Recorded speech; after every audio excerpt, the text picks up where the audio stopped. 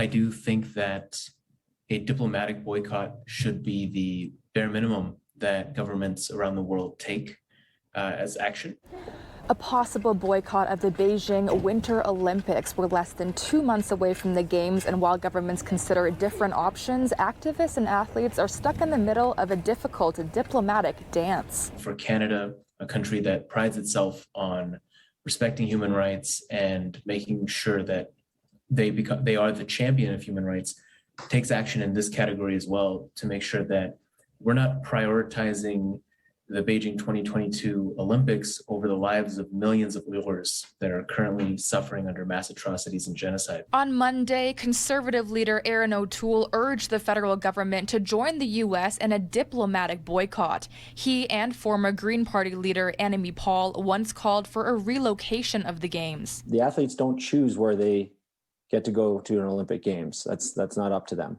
That's on the IOC. And while it's now too late to relocate, ILCHI says a diplomatic boycott is the least countries can do. It would be good to see stronger messaging and actions being taken as well as the diplomatic boycott by governments. For example, stronger targeted sanctions against individuals who are complicit or involved in the CCP, as well as addressing how possible sponsors and different brands are involved in the Olympics. For athletes, a sense of relief as a diplomatic boycott does not involve them. Fears of not being able to play in the Games stem from several human rights groups over the summer meeting with the International Olympic Committee, calling for a full boycott. I think there would be a lot more frustration if politicians came in to make a decision on behalf of the athletes without properly consenting, the other parties that are involved, like the COC or even the Athletes Commission. LUMSDEN saw the impacts COVID-19 had on Canadian athletes as Games got postponed. He speaks of the mental and physical toll of having to switch up your routine on a dime and wouldn't want to see athletes go through that again.